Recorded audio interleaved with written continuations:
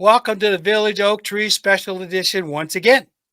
I'm your host, Terrence O'Donnell, and I appreciate everybody for tuning in again. Today, I have my friend Mitch back again to talk about all the things that matter to us on more personal levels, like we've done in the past. So, with that, let me bring Mitch here and Hi, let's Terry. go.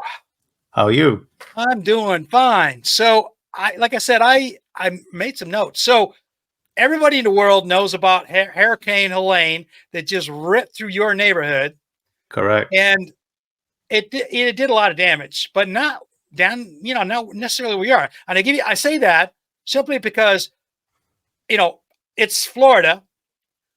I have a daughter that lives up near the Florida Panhandle. Oh, goodness. So I called her today to make sure she was okay. She Right. said, "Oh no, Dad, we're fine. We're at the pool. The girls are playing in the water. We got friends over." I'm like, "Okay." She's I lucky. said, "Did you get hit with the hurricane?" She said, "No. We had a little bit of wind, a little bit of rain, lost Right. electricity for about 3 or 4 hours." And she said, "No, everything's good where she's at." So I'm like, "Okay, I'm really glad to hear that." Because she lives, like I said, she lives up near the northwest part of Florida, Right. and I thought, wow, man, she might have got hit dead on with that thing, but Mhm. apparently it went west of her and up into Georgia, and it basically the storm skirted everything to the east, went straight up alongside the western part of the Appalachian Mountains, and drenched Wow. everything all the way up into Yeah. Tennessee. I mean, I was reading news stories about a hospital in northeastern Tennessee. They got flooded out. Right. Dam was about ready to burst, and they were rescuing people off the roof and all kinds of stuff. Correct. Yeah. So I mean, I feel bad for those folks, but I'm glad my daughter was spared. Well, here's the thing. I think I saw a weather report this morning that there's another one forming in the Gulf Oh, and heading that way again. ah, So it seems that let's hope that it's not a 1-2 punch, but it's looking that way. oh my. Well, you know what? It is that part of the season, and the Gulf is Mhm. warmer now than it used to be. Right. So and we can blame climate change for that, and I don't care what you say. I believe in climate change. If you don't believe it, or if some people don't believe it, my insurance company sure believes it Oh because yeah. I got my bill this week and it went up $300 from last Oh, year. oh my. So, I I'm mean, I don't sorry. know what your insurance is, but for my house in my neck of the woods, I'm paying $2,200 now, and Yeah. that's from $800 a couple of years ago. Right. Right. So I'm Well, to just be seeing honest it with you, up mine's and up and up and up. It's yeah. not coming down. Yeah, mine hasn't really gone up so much, but it's high. Hmm. I mean, compared to other places I've been, as far as Right. that goes. I'm kind of Hmm. keeping an eye on that too. Um, I got one of those. I got an issue with the company I got insurance with. I'm Right. gonna Here in October. I'm gonna start shopping to see if I can find somebody a little bit better. I'm okay with if you charge me a fair price. I'm Right. okay with that. Good. Doesn't have to be too small. I mean, I'm a firm believer. If you sell me something cut rate, I'm probably going to get cut rate service. So I'm Well, here's okay the with thing. I'm sorry. Here's the thing. I saw a TikTok again this morning where this guy was looking at the numbers of people who still haven't been paid out for the last hurricane. yeah, And it's something like 30, 40, 50,000 people that right, still haven't been made whole after the storm. And this is going back years, yeah, yeah. So, I was reading something here not too long that was right along those same lines. mm, Um, they're not just where you're at, but other places around the country where the right, insurance companies are not paying out very well like they're supposed to be. correct. And they're getting hammered. I get it, but still, if you have a contract to do something, you're supposed to Mhm, honor that, and that's correct. how it's supposed to go. Yeah. And if you're gonna bail like they did in California, insurance companies left California in droves here not too long ago because of all the fires and Yeah. the rain and all that stuff they had a Yeah. couple of years ago. So Hmm. I get it. You can't maintain services. You get out of there. Okay, great, fine, but at least you do that. Don't just Right. hang in there and say, "Yeah, we'll take care of you," and then don't take care of you. And then how do you rationalize, not being able to take care of people that live here, but then sending so much money abroad? I don't see it. I don't get it. Well, that's a whole nother animal. And truthfully told, I get that, and that's a big problem. Okay, Yeah, so there's a lot of people here in the United States right now.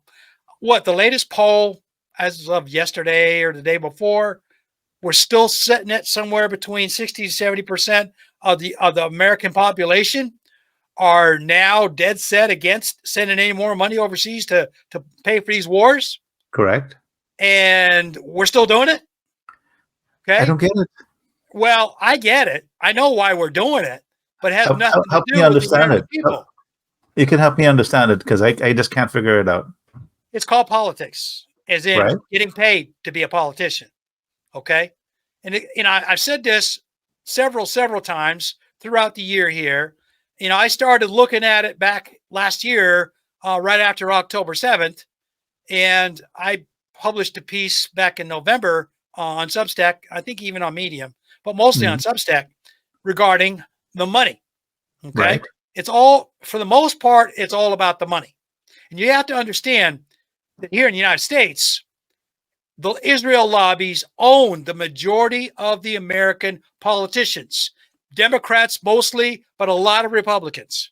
A lot of That- Republicans. All That's right. something. That's This a strong I was statement. this was like April, May or something. I saw something, an article on this, where they were talking about this heavily. Um, and they said that they think they think Mhm. that the Israel lobbies probably have donated to roughly, um, I don't think it was about 80% of the federal, the congressional politicians, Right. Republicans and Democrats, at one form or another. Joe Biden has been on the Israeli take since he was a senator back in the 1970s. Okay, he's been getting money from the Israeli lobbies his whole political career. Hmm. He came out in October right after everything went off, and stood up for Israel and said, "I'm a proud Zionist." Okay, Wow. well, Yeah, that I tells remember you hearing him something say right that. Yeah. there. All right, now he's a Catholic, but still, the Catholic lobby is on board with, in some ways. Well, let me caveat that the American Catholic Church is on board with the Israeli lobby. I know Okay. the Irish Catholic Church won't be that inclined. Well, now that's a different story. The American Catholics, there's a big difference. The Irish Catholics are dead set against every bit of it. Okay. Yeah, They're because I'm guessing. protesting. They're all raising Palestinian flags in Ireland, and the majority of the people in Ireland are all about pro-Palestine. They've been Right. that way since the beginning. Okay. And a Yeah. lot of that even goes with Sinn Féin. They've been pro-Palestine long before October last year. Right. Right. But they're a lot more vocal, obviously, after that. Right. Now, you take that back, and there's been a lot of statements from Rome, from the Pope, saying, no, stop the genocide. So you know that the church in Rome is against all of this. Did you hear something about the Pope was saying to vote for Kamala? I did not hear that, but I I doubt think he said to seriously if he choose would the do that. lesser evil or something like that. Yeah, no, We could I look into doubt that. seriously if the Pope would actually side with American politicians. It's worth looking into. I saw something, but Yeah, I didn't write it I down. I would figure out who said that and the source of that. Seriously, I as much as I mean, I obviously I'm not a Christian, not a Catholic, obviously. So, but I do know a lot about the Catholic Church, Right? and for the Pope to say that in public, yeah, that doesn't sound likely. Doesn't sound right.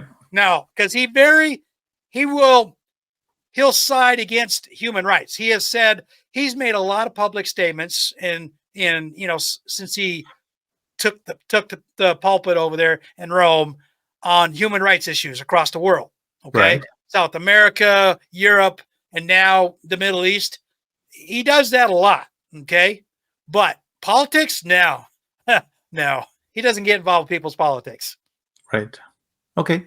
But Okay. No harm. But that doesn't mean that somebody here in the United States isn't going around saying, "Oh, the Pope said this." I mean, that we all know that a lot of people here in this country say a lot of things, and Yeah. they aren't right.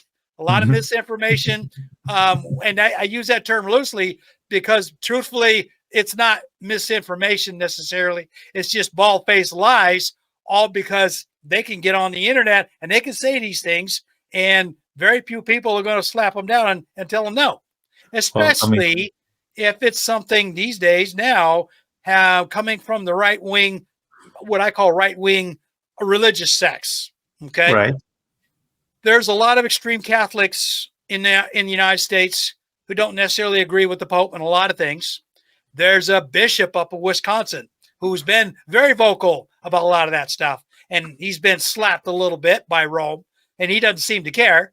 Okay, but again, he's not the only one. There's a Catholic priest in Texas who got in a bunch of trouble here a few months ago. He was in the news about doing, saying a bunch of crazy stuff, and the church came down and slapped him around a little bit. He actually got in trouble with the government for some of the stuff he was saying, oh my goodness, the okay, feds. So again, there are a lot of right wing, religious factions throughout the country saying a whole lot of things online, regardless of their bosses, so to speak. right, I'm kind of speaking towards more of the Catholics than anything else. But in the Protestant side of the house, we all know that the Southern Baptist coalitions have been very vocal, and a lot of them, especially these evangelists who are running around, especially from Texas, Louisiana, who are all avowed Zionists, standing up for the Israelis and, wanting to do this, do that. They're the same guys that want to turn the United States into a Protestant Christian theocracy. it's amazing. And then, I mean, if you really pay attention to the religion, I grew up as a Presbyterian. Jesus preaches love your neighbor, take care of poor people, love your neighbor as yourself is the biggest commandment. And we just don't apply it. We've weaponized the religion to take advantage of other people. No, well, that's exactly it. And they say the thing is, and it goes back to money. Okay. Money. If you create right-wing rhetoric that a lot of people are going to pay attention to, they are going to donate to your church. They're going to donate to whatever cause you got going on, as long as it's in the name of your church. Right. And, there are a lot of people, and, this goes back decades here in the United States, where these evangelicals who were famous, you remember Tammy Faye and her husband and all those people. Yep. I mean, they were sucking in $5, $10 donations from all these poor people, watching their shows on television and listening to them on the radio and all that stuff, sending in all this money. And, there's still another one. There's, this guy's still going. He's got that mega church in Houston, Texas, Joel Osteen. Okay. He sucks in people left and right, and build that big church and still paying for his real high fancy suits and lifestyles. But again, it's all about what P.T. Barnum said, 100 some years ago, especially with Americans, is Americans are born with the word sucker written on their foreheads. Okay. That's one of his most public statements. Right. And I took, when I heard that, as a young man, I took that to heart, because I see it in everyday life here in the United States. Right. And in some cases in Western Europe, but for the most part, it's very prevalent in American society that Americans run around with the word sucker on their forehead. And these guys like Joel Osteen and Tammy Faye and all the rest of them guys, they take full advantage of that any way they can. And they have for decades. I mean, you go back to the early part of the 20th century in the United States, even back to the mid 19th century in the United States, where you had these Protestant preachers running around rural communities out west and everywhere else, Kentucky, Tennessee, and all these places, setting up these church revival tents. I've seen them. Everybody to pray and do all that stuff. And they were doing it for the money. Well, did you know that these foreign preachers, the same preachers, they go into the Caribbean, and they set up those revival tents, giant speakers, microphones, and it's a whole show. Oh yeah, and they get everybody in the neighborhood to come in. Oh yeah, take whatever monies they can get from them, Well, And these then are like the a circus, they yeah, move to another area and repeat. right. Yeah. Well, these So are the that same is guys that got happening. banned in China for doing that kind of stuff. Okay. You know, Right. there's a reason why China banned them. All right. But and they should be banned in a lot of places, but they aren't. Okay. They come to Trinidad as celebrities. Oh, You yeah, wouldn't yeah, believe yeah, it's a they big do. show. Yeah, they But do. Well, I mean, it's I'll give you amazing to another see. example. Most people know I spent the year 2002 in Afghanistan. Right. And part of my job was to run around in the northeast part of the country up there, making sure that all of these non-governmental organizations, including a lot of Christian churches that had people there, they really weren't supposed to be, but they had people there, and make sure that they were safe and nobody had hurt Right. them and killed them or anything else like that. But be honest with you, you have to take this into context. These guys were operating very clandestine because it was against the law to practice Christianity in Afghanistan and Okay. a few other Muslim countries. Right. Now, they were there though on the auspices of the Americans and making a deal with the new government down in Kabul, that these guys were in doing humanitarian stuff. Okay. That Right. was the umbrella that they came in under. Oh, yeah, we're going to go out there and help the poor. Well, the thing is, their way of helping the poor was handing out Bibles. Now, I don't know if you remember when you were a kid growing up. Remember the children's books? They were maybe like a quarter-inch thick, Yeah. I cardboard had one. I covers. think Yeah, cardboard covers with pictures and stuff in them. Well, stories of the Bible. that's the kind of religious books that these Right. guys were handing out in Afghanistan back in 2002. Right. And they were working out of little, rundown apartments, building, whatever, little rooms basically. Right. And they had stacks of these boxes they had either brought with them or were being shipped in, however they were being shipped in. But we stepped in to see they were okay, and I saw these open cardboard boxes on the floor, Right. and a couple of the books, laying out on a desk or on a table. And I happened to have, I picked one up and I looked inside, and it reminded me of childhood books full of the Bible stuff. Okay. Cartoons. The New Testament stuff. Correct. I've seen them. Yeah. And I thought, uh-oh, one of these guys, there was three of them operating out of a little room there in a place called Talaquan, in Kunduz province. Right. And I asked the guy that was in charge there. I said, how are you getting away with passing this stuff out without any of the town elders or the loyal Jurga finding out about this? Right. Well, we hand them out to the kids. They're in English, so the kids don't really know how to read them. I said, okay, well, I need to tell you something. These kids know how to read English. Okay. Trust me. You guys are not the first Americans to show up here through the decades. So yeah, not all of these kids can read English, but there's several of them that can, and they know exactly what they need these books. So I'm going to ask you again. I said, I'm coming in here as kind of an authority, sort of, you know what I mean? My officer in charge should be saying this to you. And this is my conversation with this guy. I said, my officer in charge should be having this conversation with you right now. I'm required to tell you that these books have been banned here in this country. You're not allowed to pass this stuff out. Okay. And he looked at me, he says, well, we appreciate it if you don't tell anybody. Well, I told him, I says, well, who am I going to tell? Right. Okay? Nobody in my unit or the army down in Kabul is going to say anything. Okay. I said, that's not my thing.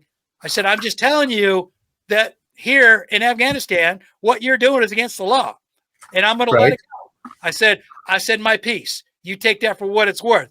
Okay. But believe it or not, and I told him, I said, believe it or not, now, you know who I am. I said, there's a bounty on my head. I don't know if there's one on your head. I said, but I would seriously be very, very careful about what you're doing. And that was the end of my conversation. Okay. Yeah. And it wasn't that long after that, we found out them guys cleared out. And I thought, okay, well, I don't know if it was something I said or whether some of the locals came to visit him and said, you know, you need to stop, or we're going to do Right. something. But the thing Because is, it surely does. Mhm. well, the way I looked at it was this is typical of what Americans do. Okay. Right. They think that they can go wherever they want, anywhere in the world.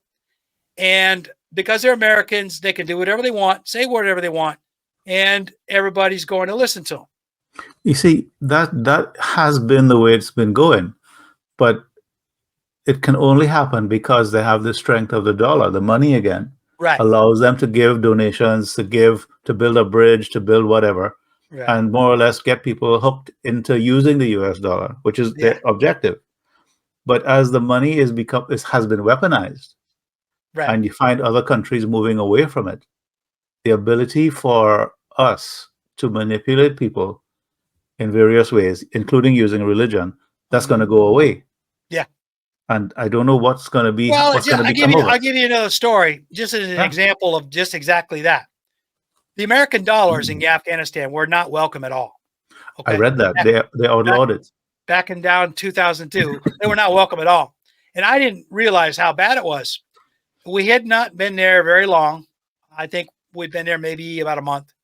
Hmm. And we were advised strongly to upgrade our wardrobe to fit in better, Okay. so we could get out and do our jobs. So, I Hmm. mean, I listened to that and I said, okay, that's a no brainer. But I didn't have any local currency on me. All I had Okay. was American money. Right. Right. Right. So we went, one of the people, it was on our local team, offered to take me downtown and do a little shopping. Now he told me, he says, you go down with me, pick out what you want, and I'll take your money. And he assumed that I had, local currency. Right. He just said that, obviously translation was a bit iffy too. He didn't speak a word of English. And my diary was pretty limited. So anyway, we go downtown. I picked out a couple of things. So I reached in my pocket and grabbed a $20 bill. And as soon Right. as he saw that green come out of my pocket, he put a hand on mine and told me, put that back. Put that back in your pocket. Don't show anybody that. I'm like, okay, okay.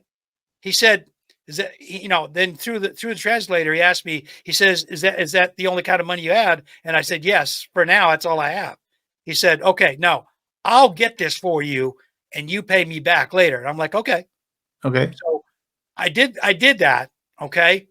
Then once we got back to the safe house, he explained to us, not all of us, because a lot of the guys weren't paying attention, but to those who were interested in listening, he explained to us that American money was very much taboo where we were at, and they were still sorting out local currency because the local warlord there where we were at in northeastern Afghanistan was printing his own money and had his Wow. face on it. And that was the only money that was being allowed to be used in that area there. Anything else, well, you got in trouble for it. I'm like, Okay. oh, Okay. Okay. okay. So obviously, I cashed in some of my American dollars through a very clandestine source that they set Right. up, and acquired some local currency. Right. Uh, Right. Right. but again, it's one of those deals that I had deployed to other countries before, so I was used to using other countries' currency and Right. in places I've been to. So it was a no brainer for me. Right. But I tried to talk to the junior members of my team and explain to them the deal, and it just went in the air, one eye out the other. They didn't get it, and I said, "Okay, it's on you." All right. Um, Right. it took them a while to kind of figure it out, but Well, meanwhile, I took care of myself. I said, "All right, you guys, all I can do is advise you, but what you actually do, you're on your own."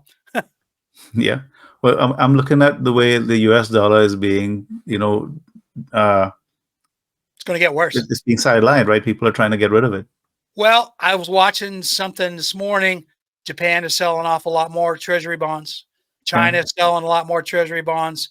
A lot of other countries are selling off treasuries. So Right. yeah, the value of the dollar is going to start sinking very soon. Correct. It's I've been watching the markets. It's kind of bouncing back and forth a little bit against the British pound, and some other European, and EU, the three of them. They're kind of going up and down a little bit here and there. So far, the dollar. What I'm seeing is a trend. You look at a graph.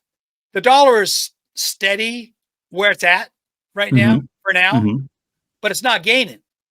Okay, Well, there's no this is gain. it. If people Okay, are dumping the treasuries, then they will it's have to increase flatlining. interest rates on them for people Yeah, to buy them. the dollar right now is kind of flatlining, and that tells you something right there.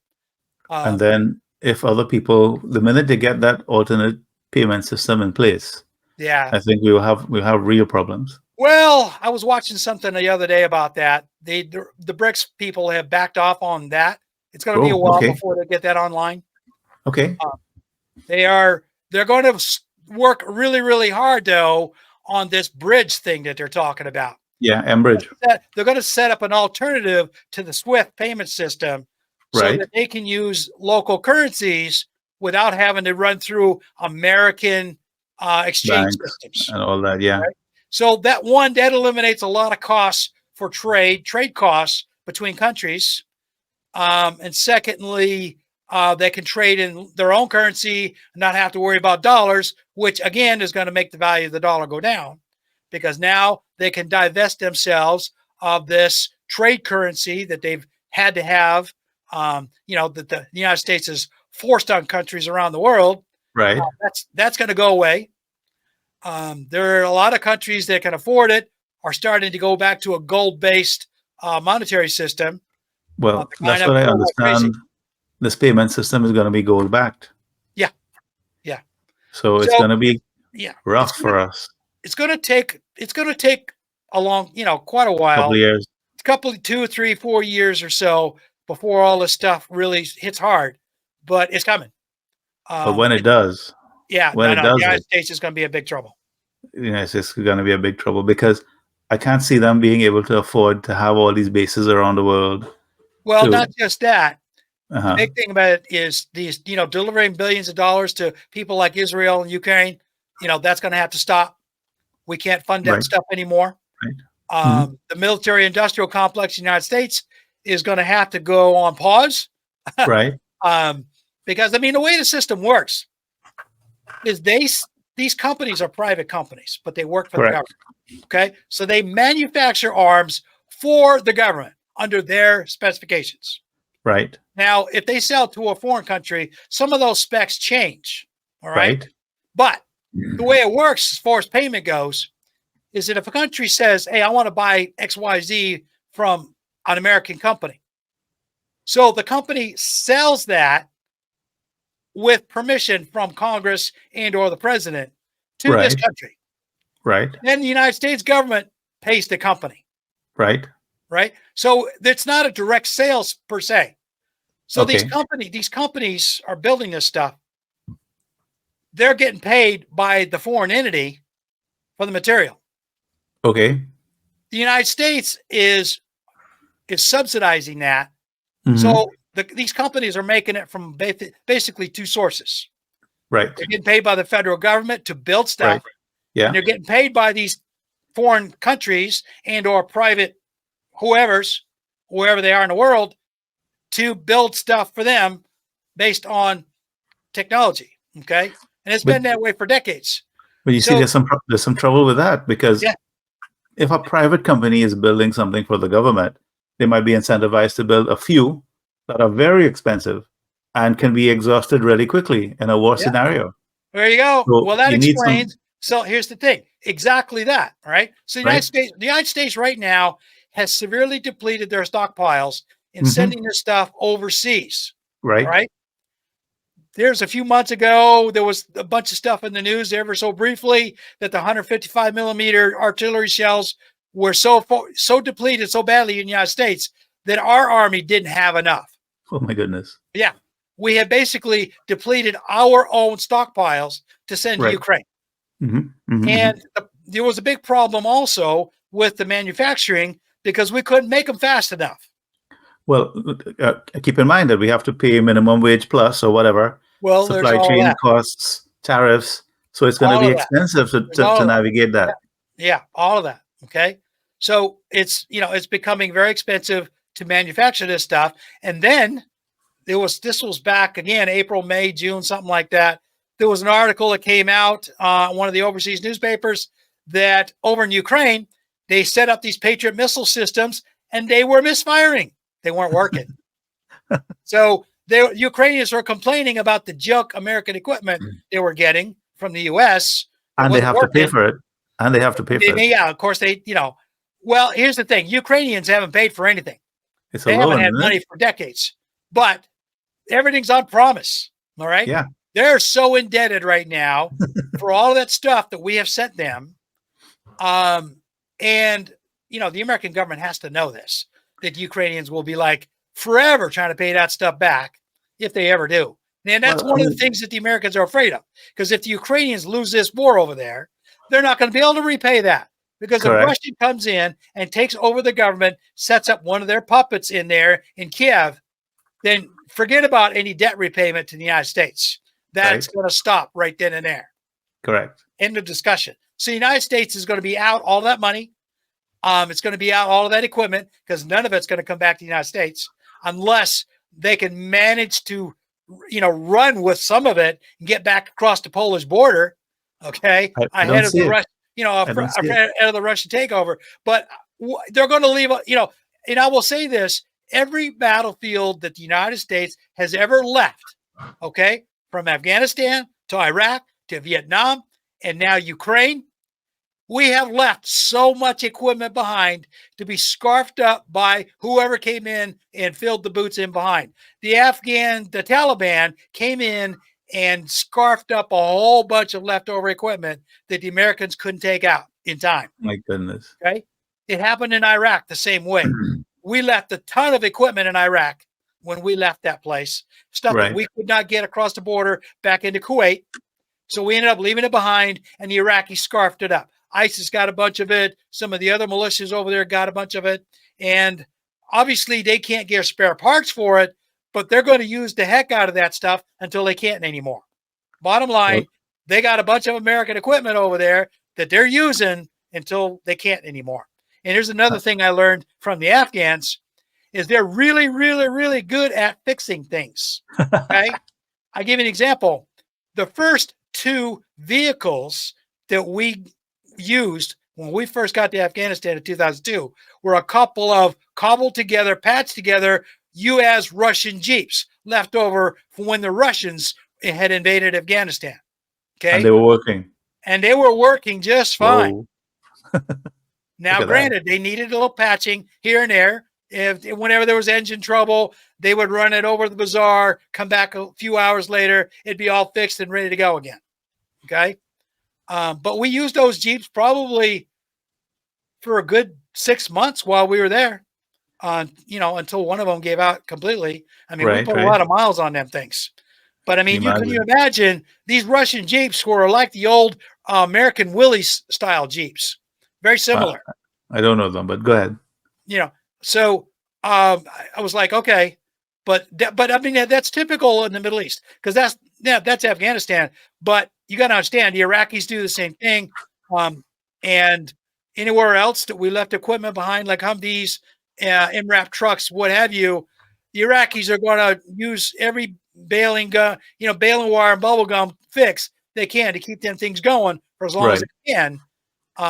And so, the Americans have got that against them, so to speak. And I was looking at just looking at the Soviet Union, the Russians. Their military supply chain is it belongs to the state, right? Yes. So the state tells you what you need to produce, and you just produce it. Right. So there's no profit incentive there. I mean, I don't know if the manufacturers make anything. Oh yeah, they do. They're making a killing. Okay.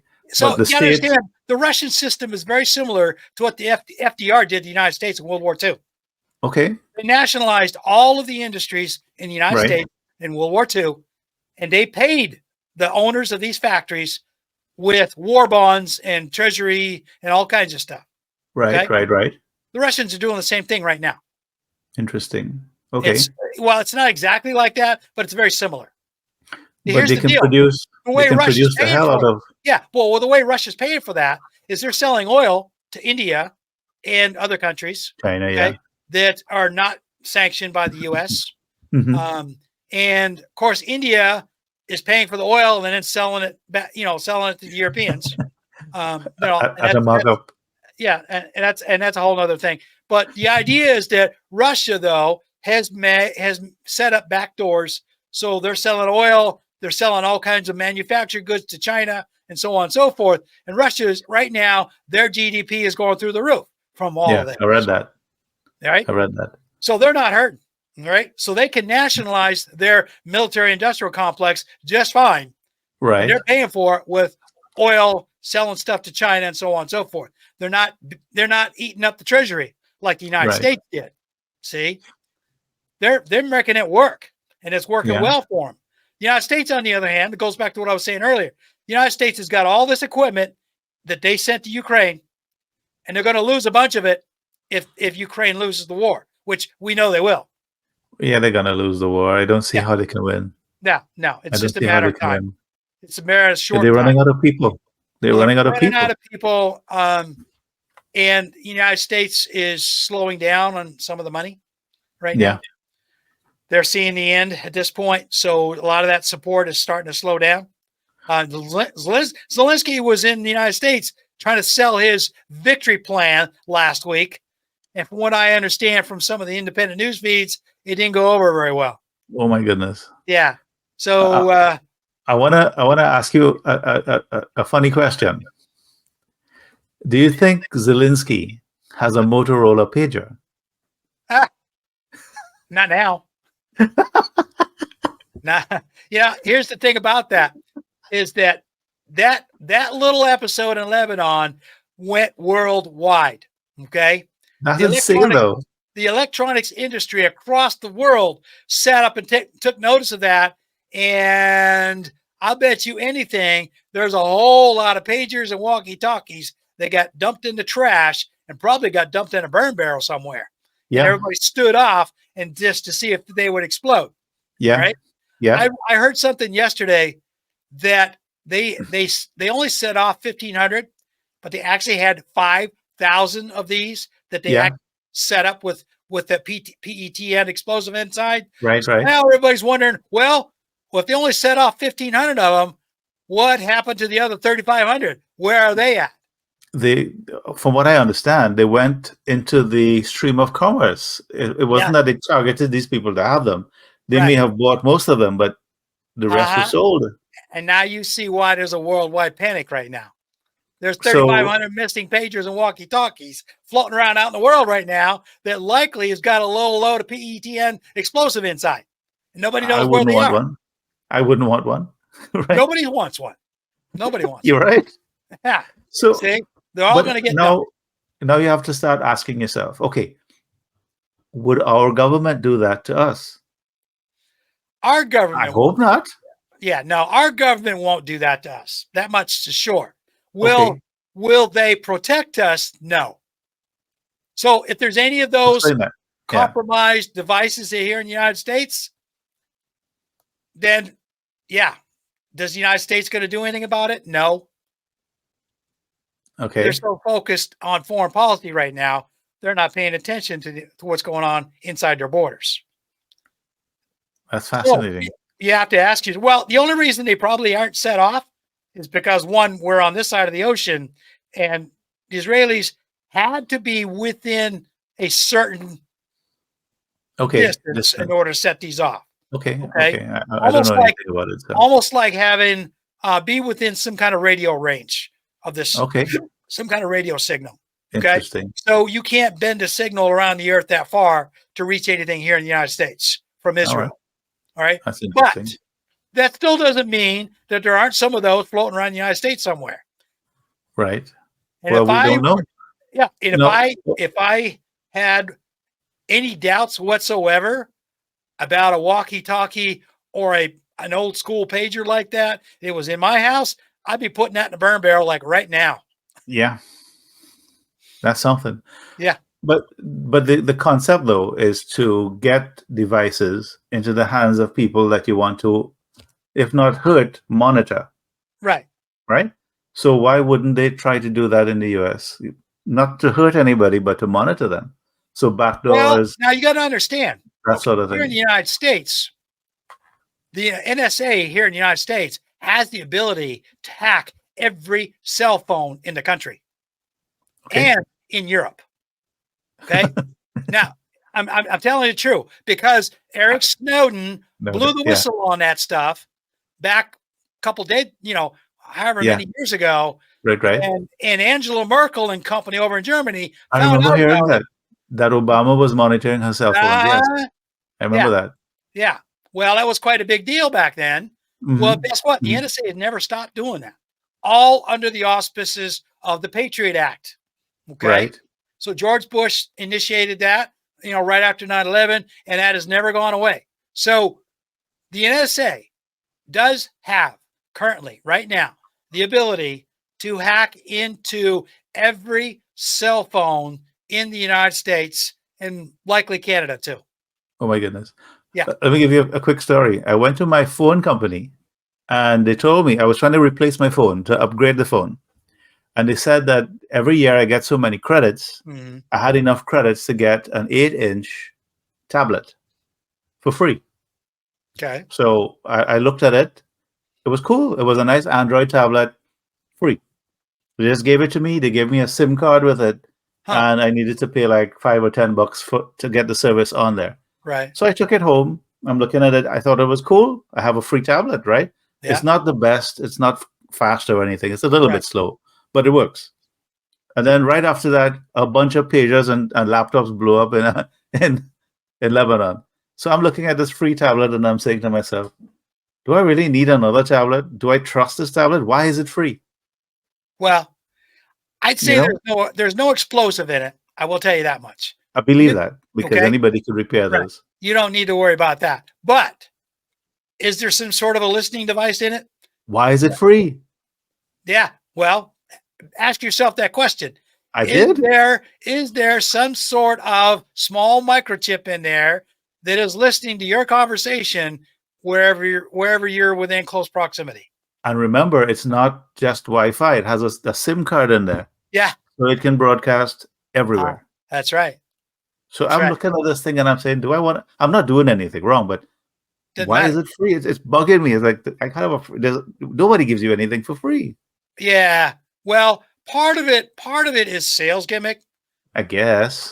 For the most part, part of it Right. is sales. They obviously want Hmm. to sell you something better than one they gave you. So they'll Probably. give you these promotional points to put towards a better product, Right. an upgraded whatever. Right. Okay. Right. Right. Meanwhile, they'll give you one of their bottom of the line ones because they're trying to dump them. They got too much inventory and they want to get rid of them. And Makes sense. I give you an example. About a week or so ago, well, we started doing this, talking about this long before this. So my wife and I are getting ready to make a big trip out west with our RV. It's going to be next Very year. nice. Well, we got talking about wanting to have a tow vehicle to pull Yeah. behind so we could do certain things. Right. So we started looking into it. And then we started doing a deep dive into looking into it. Of Right. course, one of the things I found out was there's only certain vehicles that you can pull behind. Okay. Oh, yeah. Anything that's got an all wheel drive, forget about it. You Okay. can't pull. Well, you can. You got to put them on a trailer. All right. Right. Yeah. Which now jacks the price up of that because not Yeah. only you got to pay for a flatbed trailer that you can drive a Right. car up into and strap it down. Now you got added weight and all kinds of stuff. Yeah. So we took a hard look at it and we had picked out kind of sort of a new Ford Maverick little SUV. It's kind of a hybrid electric vehicle, perfectly towable. I could put it on a two-wheel dolly, so on and so Right. forth, or I could flat tow it, Yeah. so on Yeah. and so forth. Anyway, point is, I looked at the price tag and I thought, okay, price was kind of what I expected, and I was okay Right. with that to a point. But then my wife came up and she decided, well, you know what? How much is extra is this going to cost us in gas with the RV if we're Yes. towing this? And I said, well, it's gonna make a pretty good dent in our gas mileage. Yeah. She said, well, maybe we should rethink this. I'm like, okay, Okay. all right, I'm okay with that. So then she come up with this thing about wanting to change her car. So back about 6 years ago, I helped her buy, she bought it for herself, but, being from where she's from, I helped her buy a Subaru Forester. Nice. And brand new, perfect Yeah. car, loved it. She still loves it. Right. She had a bit of heartbreak. So the idea is last week, after we vetoed the idea of towing a car, Right. she said, well, what if I would get a somewhat smaller car, but I want a push button start? Okay. And I'm like, okay, that come out of left field somewhere. All right. Right. Right. Right.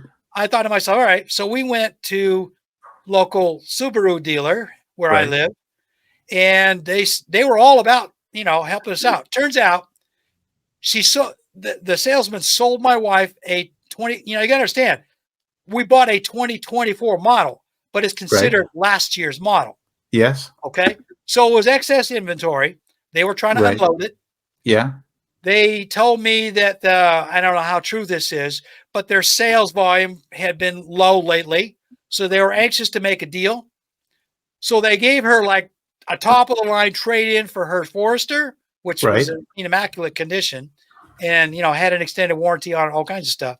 But Right. anyway, they got a good deal out of that. And then one of the things was it was very low mileage as well. So Right. they gave her this cross trek that she picked out and had, all the things she wanted and then some. And we got a super excellent price. But it goes to show that the reason they sold it to us for such a good price was because it was excess inventory and they were trying to get rid of it. Right. And they actually sold it to us for $500 less than invoice, according to what he showed us.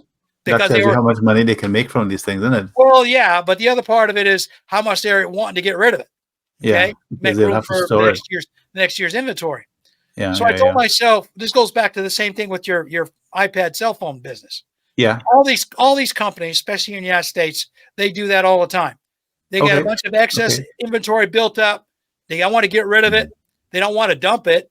So Right. they make these special sales gimmick deals, I and hear you. I they'll hear dump you. it off on people, and Well, that's how they what do that. what But what messed with my head was right after they gave it to me, all these things blew up. yeah, So it's like, well, what the that would hell? kind of make you think a little bit. But here's the Yeah, I thing. was like, what the I hell? I don't think Apple or Android or Samsung or any of those companies are in on Right. that. Okay. Motorola obviously is very suspect. And Motorola has been around for decades. I Yeah. remember buying Motorola stuff back in the 70s. But I had a Motorola pager yeah. when I Well, was there you back when I go. was working. Yeah, I had one. Yeah. But here's the thing that the only thing that we as Americans have to worry about is the NSA spying on us through Okay. our mobile devices, whether it's an Yeah, iPad I or believe that's cell happening. phone. I believe that's happening Yeah. because they will want to keep an eye on the militias and all Right. those crazy people out there Right. running around trying to Well, shoot places the up. big So, thing is they're not actively monitoring every single individual. I mean, they hmm obviously couldn't do that, but right. they have the ability to turn it on in a quick second. So if you are a person who hmm publishes pro-Palestine articles on medium.com, substack.com, or whatever, on Twitter, who knows what, okay, then yes, they're going to turn that radar on. And guess what? Now your phone has become a listening device for the For them, NSA because yeah. you're publishing stuff that the government doesn't like. So much for free speech, right? I'll give you an example. And this is just recently. This happened yesterday. One of the guys that I subscribe to on Substack, his name is Ken Klippenstein. He used to work for some news media. I forget what it was. He got disgusted with them and left and went independent. So now he writes a Substack page. He still does his independent journalism, still has access to a lot of government sources for his articles, all that kind of good stuff. But he published something that it was public, but not so public about JD Vance here, Okay. like Friday. And immediately the government just hammered him. Okay. Now they didn't do it directly. They went through Twitter. So Okay. Elon Musk banned his account permanently on Twitter for publishing some negative stuff about JD Vance. Yeah. Wow. But that goes to show you that our government works with or against, in this case, because now remember, I think almost a month ago, Zuckerberg came out in public and told everybody that he regrets letting the government tell him what he couldn't let go on Facebook posts. Right. They were actively telling him what he could allow on Facebook and what he couldn't.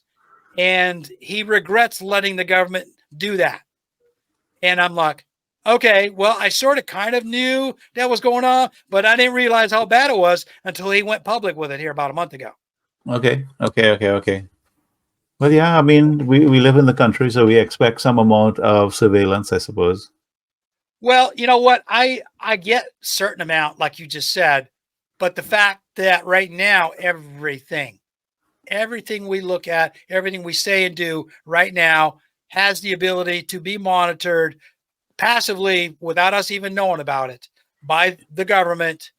And if we go in the wrong direction they don't like, they're going to label us anti-Semitic and they're going to ban us off of what have yous. Yeah. Okay. Now, Yeah. if you're really extreme about it, they're going to send the guys in the suits to your door and collect all your devices like they did Scott Ritter. I saw that. Okay. Right? You know, Like, well, he's not doing anything wrong according to him. no, So no. take it and go. Well, But they accused him of taking money from RT in Mhm. Russia. Mm-hmm. And I'm like, okay, is that that's I mean, if he's working for RT, but he's well, he's declaring it. not. I know, right? There's a difference between being a freelance contractor and Yeah. actually being an employee. Correct. See, and that's where the government is saying no to them. It's all the same. And I'm thinking, okay, that's kind of dodgy right there. But then you look at all the college campuses that are being, hammered. There was a big article last week, an opinion piece at Al Jazeera about USC and Columbia again, and so on and so forth. But again, it goes back to that right now, our current government that we have is all about clamping down on anything they don't like. So freedom of speech, freedom of the press right now is almost non-existent. I've been listening to a lot of people on the right side of the political spectrum saying that in terms of war, Trump is actually the better candidate because he's going to shut that thing down in Ukraine. He may continue what's going on in the Middle East, but at least where the nuclear powers are concerned, he's a better candidate. What do you think about that? Do you think that makes sense or no? No, because again, it goes back to you got to understand Trump. Trump doesn't do anything unless he's being paid. Right. So what Trump sees in Ukraine is a black hole. We're putting money in a black hole in Ukraine, and there's no return. There's no return investment for either him personally or the federal government. Okay. Right. That's the reason why he wants to shut it down. But don't get me wrong. He's going to do all he can to come in the back door and make something on the private side. If he can get some kind of deal out of private Ukrainian manufacturing or mining, or like BlackRock's trying to do right now. Right. Okay. You'd betcha Donald Trump's going to be all over that. All right. But as far as putting taxpayer money into Ukraine, no, he doesn't see, there's no value in it. And that's the reason why he wants to pull out. The Middle East, on the other hand, that's a different story because one, he has no problem at all about getting paid by the Saudis, the Kuwaitis, the Qataris, whoever. As long as he's getting paid, he don't care. He doesn't care about anything. From all reports, though, it seems that like Israel's economy is collapsing. Yeah, well, Israeli is collapsing. That's a problem. Okay, so Donald Trump is basically looking at that, saying, "Well, there's no money in Israel anymore. They're busted. I'm not going to invest in Israel, but I will allow the war to continue. And then when it's all over with, I'll go in there and pick up and get in on the backside and make some money." Okay. So that's basically what Donald Trump would do, is he would let the war continue, let Israel exhaust itself, and then go in there and pick up on the backside. And he doesn't really care who pays him, whether it's the Saudis, the Lebanese, whoever. If he can make money off of it, he's going to do it. Do you think it'll spread now that they've taken out the head of Lebanon's resistance? Nasrallah? Yeah. Nasrallah? Nasrallah. Yeah, yeah, it's going to spread. Because here's the big thing. And this is what everything I was watching this morning is everybody's just kind of waiting to see who's going to fill in the shoes and see what Right. happens. But the biggest thing up till now, it's strictly been just Hezbollah. Okay. Mm. Been fronting all this and doing their thing. And the Lebanese army has been sitting back saying, now we're not going to get involved. We're not going to get involved, so on and so forth. Well, here's the deal. Nasrallah was a head of Hezbollah, but he was well liked by a lot of Lebanese people. Mm-hmm. Well liked. Mm-hmm. Mm-hmm. And the fact that they're dropping bunker busters in downtown Beirut 2,000-pound bombs. Yeah, to do this, then you can just about bet that the Lebanese army is probably gearing up right now to get up and back up Hezbollah. You just about bet. You're going to probably see a bunch of that in the news here over the probably through the next week. Okay. Right. Now, the other part of that equation is the Iraqi militias have now started firing their stuff over the border. I saw that. Yeah, Iraqis are getting involved now. Yeah. Well, just the militias. Okay. Now that's a whole different animal. So the militias, the Iraqi militias, which the United States Army has been trying to put down over there, are firing their hardware into Israel. They don't have a lot. They may have U.S. hardware that they left. They do. You know where they got it from? The Iraq war that we left behind. Correct. Okay. Right. So now the question is, the 82nd Airborne just flew 4,000 more troops to Israel. Right. Last couple of days. Yeah. I've been looking at that. All right. Now you add to that this TikTok video that you sent me about that guy being called by an Army recruiter at 40 years old. What do you think about that? Telling him that they raised the age limit to 42.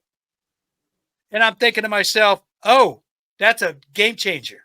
Okay. That's a bad sign. That's a very, very bad sign. There's a whole lot of people running around in Congress right now that, I mean, it was, I want to say vetoed. It was shut down here a couple months ago, about 3 months ago. Somebody in the GOP side of the house wanted to set up the draft again. Yeah. And it got shut down very quickly. But you have to know, it's still on the back burner. They're still thinking about it. If they're going to bring that out, they're not going to bring it out before the election. No. So that's here's the thing. Ever since the Vietnam War, that's been so widely unpopular. The American public will not stand for that. All right. Mm-hmm. On the other hand, recruits in the military, in the Navy, and the Army especially, have been way, way under their so-called the troop levels that they want. Yeah. That they know now that they're never going to make it up. Okay. Nobody wants to join the Navy or the Army. Nobody. No. So like that guy was saying, they raised the age limit in order to get people in. All right. Mm-hmm. They're trying their best to backfill what they can with anything they can. It don't really matter. Body's a body. Now, I'll give you an example. Back during, I want to say it was during the Iraq War, they were so desperate for troops for Obama's plus up that he wanted to do, that they were pulling reservists out of everywhere, and they lowered the standards, the basic soldier standards for getting soldiers and boots on the ground over there temporarily. Mm-hmm. Okay, they were allowing stuff that they normally wouldn't allow, and it was a lot of it having to do with reservists and stuff like that. But they were also taking in active duty people. But they let them all go once the war was over with. And, but as far as that happening again, that could happen again. Okay. But you already seen an example of that with that TikTok video. They've already, broadened the standards, if you will. Here's a guy, 40 years old, out of shape, been out of the Army for however many years.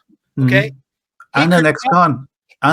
He's an ex-con. Okay. So here's the other part of that is that one, the guy cannot meet physical standards at his age, and he doesn't meet security standards because of his record and so on and so forth.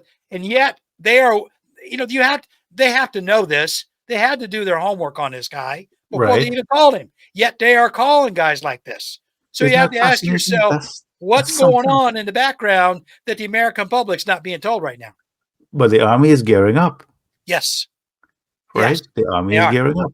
They are. Because even last year, I saw the ads for the Coast Guard. They were taking older people too. Oh yeah, yeah, So when you start putting them together, it's like they're talking about a draft. They're recruiting older people. The Coast Guard is looking for people. yeah. I mean, what's going on? I'm a naturally suspicious guy, so it's like something's up. Well, there's all of that. Okay. Hmm. So the big thing is, again, I go back to the original thing about the Biden government right now is hiding a whole lot of stuff that the American public's not being told about, such as a possible conscription program coming up pretty soon, Yeah, um, and broadening standards so they can have boots on the ground. I mean, so here's the thing: the guy in the TikTok video said he's an 11 Bravo. Well, that's just basic infantry. Okay, right. these guys, they don't have any special technical skills necessarily, Just other bodies to than throw into the. yeah. Just bodies to throw, right? Well, I mean, don't get me wrong; these guys get a lot of training on how to kill people, Right, but technical skills, as far as electronics, all this other stuff, that's not part of their MOS. right, So that would be the one thing that the Army is going to try and plus up is all the 11 series soldiers because they're right. probably hurting for them, right? Hmm. So that's going to be a thing, and probably going to be some other Army MOSs that also are going to be they're going to try and plus up in a Hmm. lot of ways, and obviously they're not going to tell anybody, but they're I be honest with you, I'm going to start scouring Instagram and TikTok and find out if more people like this guy Yeah, are are sending up videos saying, "Hey, I got contacted by the army," so on and so forth, and that'll kind of paint a picture. I said it for you because I thought you would look into it with your army contacts to find out if it's something that's common, that's it's Well, increasing. I don't have those contacts after 20 some years, Right, right. truthfully. Okay. Um, and and that's about deliberate. I deliberately got all completely away from all that, and I had no Keep the desire sanity. to get back into that for Yeah. personal reasons. But at the same time, you and I have access to stuff like this Hmm. because these guys are going to post it out in the open. Yeah. Okay, and I'm kind of wondering if there's other people that are all these younger people who are posting stuff like this on Right. social media. I mean, obviously, I'm not going to rig up another Twitter channel. I'm Right. done with Musk's his business. But Yeah, I don't mess with Musk. no, but the other ones, on the other hand, I mean, Hmm. TikTok is going to be a big one until they actually Until ban they it. shut it down, right? But Yeah, until they it's shut it down. interesting that you can only find this kind of thing on TikTok. Right. Well, there's a reason for that because they all know, most young Americans know that Instagram is severely restricted. Yeah. They ban literally tons of stuff that they don't Right. like. And it falls in with their parent company Meta, which Right.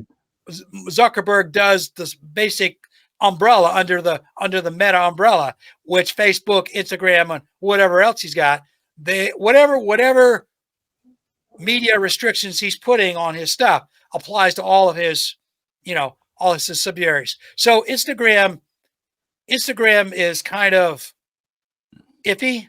You know what I mean? You can get Hmm. away with certain things, but Right. there's a lot of stuff that you won't see on there. I Uh, don't even bother with it anymore. yeah, I mean, I I don't kind of bother do with a it little anymore. bit, but Yeah. TikTok on the other hand, you can get away with a Well, lot of stuff. I actually saw footage from when the bombs dropped in Lebanon, Yeah, and within 10 minutes they were suspecting that Nasrallah was dead. right. You know, it took 24 hours before CNN had anything.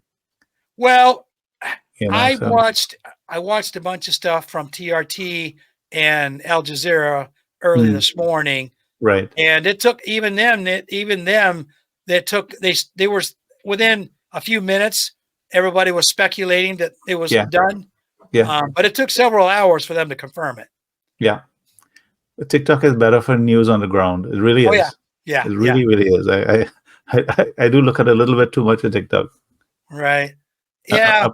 I suppose the government knows that I do that now.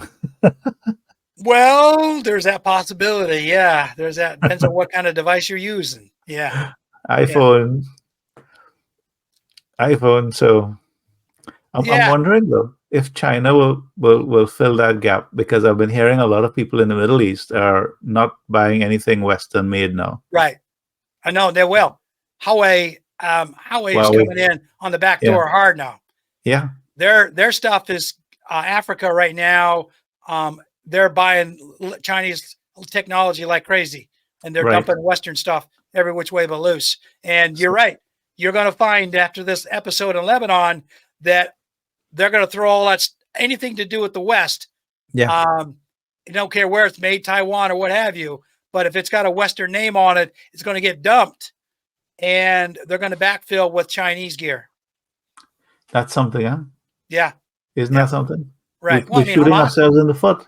Yeah, well, Hamas stopped using. Hamas stopped using modern technology for communications a long time ago because they knew Right. the Israelis were picking up everything. Hezbollah, you know, I Mhm. heard mixed stories where they bought all this stuff for civil defense, Right. firefighters, local police, hospital workers, and all this kind of stuff, which goes along with what they said earlier that the majority of the people that got hurt were all of these civil Yeah. workforce people. Yeah. Yeah. Yeah. Okay, most of the Hezbollah people that had these things, um, some of them got hurt, obviously, Yeah. but they were also in their civilian capacity. So they Yeah. may have been members of Hezbollah, but they were working in their civilian jobs when they got hurt. Yeah. Right. But the big thing was what Israel's primary use for this stuff was they embedded technology in there so they could monitor all these pagers, where they Right. went, where they were going, and that way they could find out where all these Hezbollah leaders were going and how to get to them. Yeah. That was the primary purpose of this stuff.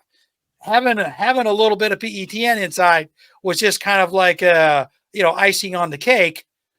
They really weren't planning on pulling the trigger, but apparently Hezbollah caught them, and they were getting ready to dump them. So, Might as well. 8200 Brigade decided to set them off a little prematurely, but still they set them off.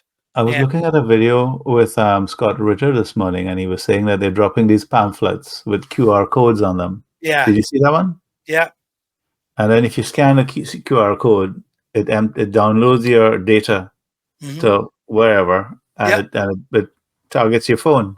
Yep. Isn't that something? Yeah. Well, that's how the Israelis work. They don't care. They don't care if they're hitting civilians. They don't care. But here's the thing. The technology is that it downloads the data from your phone and it identifies the phone. That's useful in any government across the world. Oh, absolutely. Absolutely. You got to know that if the Israelis come out of this and they have all this stuff sitting on data servers there in Tel Aviv or wherever, they're going to sell that to people around the world. Yeah. They're going to blackmail people around the world. Yeah. I mean, that's just a given. But oh my goodness. Israelis got to survive this first. I don't know that they can, because they're so universally reviled at this point in time. Well, I think they're past that. They don't really care anymore. But the idea, though, is that if Israel starts a ground war in southern Lebanon, they're gonna get hurt badly. Lebanon or Israel? Israel. Israel's going to get spanked hard. I mean, you got to understand, they got spanked in 82, 83. Not real bad, but they did. Right. 2006, they got spanked really bad and got sent packing back to Israel. And so here they are again, barking at the southern border again. And, these fanatics in the Israeli government right now are trying to gear up enough troops to roll across the border to clear out all of the Hezbollah units up to the Litani River. Well, here's the thing. They effectively decapitated Hezbollah. There's no leadership, and you don't think so? Nope, because this is something else I got from TRT World this morning, the Turkish radio station, and Al Jazeera too. Put on an article. Same thing was that Nasrallah he knew he had a bullseye on him. He knew. Right. Okay, Right. he's known it for a while, so he's been grooming a successor for a while. Okay. Right, and so on and so forth. And this is how Hamas works their system, and Hezbollah works their system. Is that they know that the Israelis are always going to be targeting them. They've been working with this for decades. So Right. the idea is they always have somebody ready to fill in. It's not a perfect situation, but they always have somebody on the ready to step Right. in if something happens. So it's exactly what Hezbollah is going to do. I saw something earlier this morning, just before noon, that they already have a guy. He's been groomed. He's already starting to step up. He's a little bit different than Nasrallah, but he's going to step up and take over the military side of things right now. But then it goes back to what I said earlier, that now that this has happened, that Israel is dropping these bunker busters. The Lebanese army is probably gearing up as we speak. They're probably forming up, calling in all their reservists, and they're getting ready to defend the southern border. Right now, they're not going to attack Israel as they cross the border, but they're going to go down there and they're probably going to defend the southern border. So if this comes rolling across with their armor and their infantry, they're not going to leave. Okay. And that's the one difference between now and what happened in 2006. Right now, they're so mad because of what Israel's doing in Gaza. And now they're even madder because of what just happened in Beirut, and with everything else that's going on.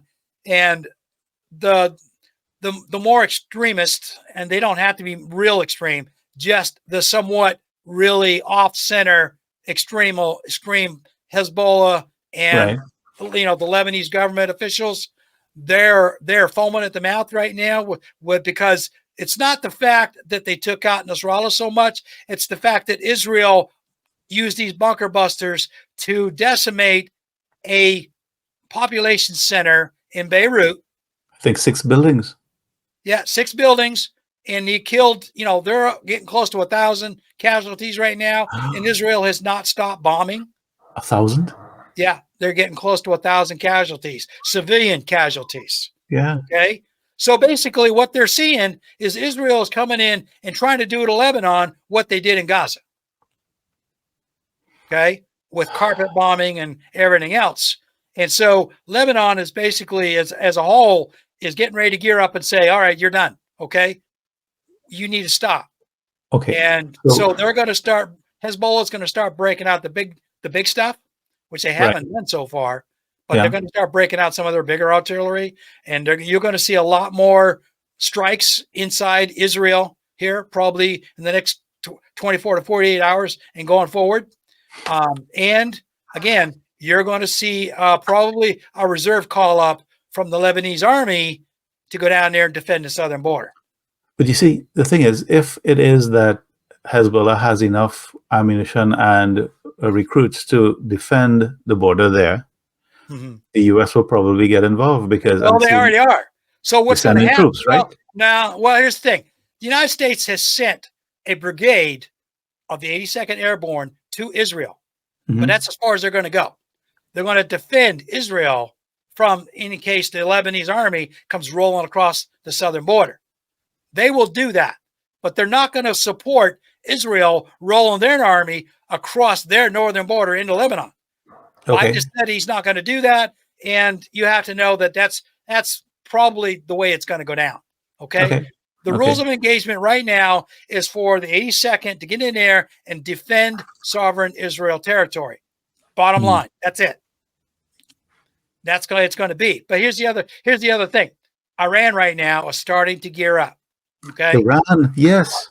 Iran is starting to gear up. Okay. They're starting to make a lot of noise. They're rattling some sabers over there. So now you've got Lebanon, which is going to defend their sovereign territory. The Iraqis militias are already firing stuff in more than they have in the past. Right. And now Iran may start doing something. Right. Now, and then don't forget the Houthis are sending ballistic missiles. Well, the Houthis are now, from all the way over there. Yeah. And Nasrallah is already starting to gear up and fire some of their stuff in to complement everybody else. So, Right. yeah, they're getting it from three sides.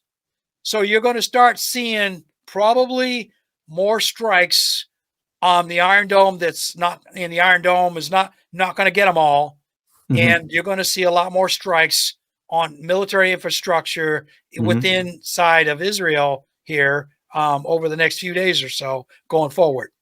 I'm thinking that this bomb strike and taking out Nasrallah is kind of like kicking over the hornet's nest.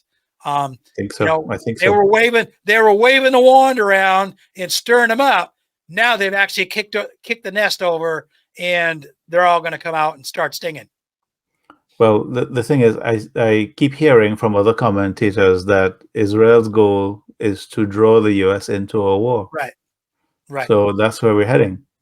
And we're not far from that. Well, you got 4,000, you got a brigade of the 82nd Airborne sitting in Israel right now. And they are targets. Okay. Yeah.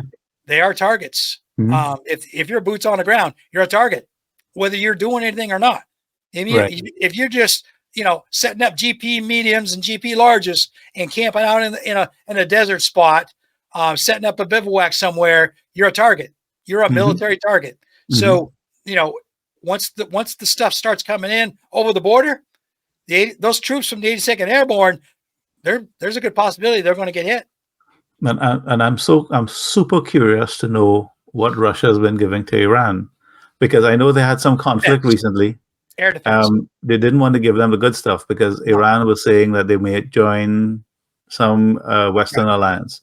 Yeah. Well, and then I think that they patched that up, did they? They did. Well, part of it was Iran had a bit of a tiff with Russia because Russia was doing something now in Azerbaijan, and the Iranians didn't like it. Okay. It was kind of a trade deal thing that they were all arguing about, but it's pretty minor. But on the backside of that is that Russia came in and severely beefed up the air defense systems in Iran. I saw that. Okay. I saw that. And they kind of left it at that because the Iranians don't really need any offensive weapons. They got lots of their own. And really, really good stuff. Okay. So Russia doesn't need to plus them up at all, but plussing up their air defense system to keep the Americans and the Israelis from coming in and carpet bombing them, that's something they really needed. Okay. Especially around their military installations and their nuclear power plants. So that's probably, based on everything that I've read about, that's what the Russians did. They brought in air defense and set it up and jamming systems and all kinds of stuff like that. And that's one of the reasons why the Americans especially backed off of a lot of their rhetoric of late in the last month or so, simply because they know that. And they realize that if we do send a carrier air group, a strike force all the way across the desert, and they get over to Iran, they're going to get shot out of the sky. That's something. Yeah. That's something. And then you wouldn't want to do that before an election. Nope. No. The last thing the United States needs right now, between now and November 5th, is dead Americans coming back through Dover. Yeah. Yeah, I agree with that. Yeah. Do you think there's any scope for diplomacy to end this or to wrap some of this up? Not anymore. I'm listening to you, but I still have some little hope. I don't want us to go into a deeper war. I'm not a pessimist. Right. I'm looking at the reality. Israel doesn't want peace. That's so sad. Yeah. Well, you got to understand, and this is, I forget who I was watching. I watched another podcast here yesterday, I think it was yesterday afternoon. And basically right now, Israel is split into a bunch of diverse factions, and they're all fighting with each other. Okay. You have the extreme right, which is the majority faction in Israel right now. And they are the ones who want to expand Israel's borders, so-called buffer zone, they call it, up to the Litani River in southern Lebanon. It's just another reason to expand their settlements. Yeah. And they want to completely take over Gaza and the West Bank and turn them into Israeli settlements. That is their goal. Okay. Yeah. And they don't care how many people they got to kill to get it. Greater Israel. Netanyahu is kind of in the middle, so to speak. He's the figurehead, but he's kind of caught in the middle because I've heard some people say that privately he doesn't agree with that because he knows what the consequences are, but he has lost control of these people. And they, as I said, they are the majority coalition in his current government. Without them, he has no government. And when he Wow. has no government, he's going to jail. And he knows Yeah. it. Yeah. So that's where they are. You have a bunch of fanatics, a bunch of religious fanatics that are basically in charge of the government over there. They don't care how many people they kill to get what they want. And they don't care about anything, period. Wow. So that's why there's not going to be peace until something really, really severely drastic happens to the Israeli country, period. These basically what's going to have to happen is all of these guys like Smotrich and Ben-Gvir and even Gallant end up going away. Either the Israeli public takes them out, Right. or they get wiped out, in a missile conflagration, an ultimate war where they get just bombed out of existence, one way or another. But that's what it's going to take to stop these people. Wow. Wow. I mean, it's pretty sad, because I'm sure that there are lots of somewhat sensible people in Israel, but the problem is their government, their government-run media over there has ramped up these people's racist sentiments against the Palestinians to a fever pitch, and they're all just kind of like, we're so scared of the Palestinians right now that we have to make them go away for our own safety. But obviously that's not true, but that's what they believe. So they're backing all this stuff. And the settlers, they have a different agenda on their mind. Yeah. They just want free land. Basically, yeah, they want to conquer the land, in line with their biblical idea, the First Testament idea of the original Israeli lands given to them by the God of Abraham, and that's their mandate. So, and to be honest with you, it's those people right now that are running the Israeli government. And that's the danger of religion, that you can have some people deciding that other people aren't worth living. Right. Well, the fact that this is not the first group of people that have done this. I mean, the Nazis did it in the 1930s. Yeah. They basically dehumanized a bunch of people, the Jews mostly, but they did a lot of other people as well. So it's not the first ones to do this, and they won't be the last ones. No. Or human history is concerned. It's just that right now, though, we've got to figure out how to keep this from, edging over into World War III. Well, yeah, because once the nukes start flying, that's the end of everything. That's the end of everything. That's the end of everything. Right. So the worst case, well, the worst case scenario is that Israel starts using nukes. Okay, that's what everybody's afraid. That's going to be it. Yeah, because Iran is going to demand nukes from wherever they're going to get it to defend themselves. Right. Well, they're not going to accept a nuclear strike. Israel right now, those fanatics are very close. If they start seeing the IDF infantry getting wiped out in southern Lebanon, it's very easy to see how they would fire a tactical nuke on top of those big cave, over in Gaza, and also, I mean, basically what one podcaster called it, the Samson effect. If they see themselves going down, they'll fire off their nukes in all directions and take everybody with them. And that's what everybody's afraid of. Yeah, Armageddon in the Middle East. I often say this, that I think human intelligence is an evolutionary dead end. We're too smart for our own good. In some ways, that's true.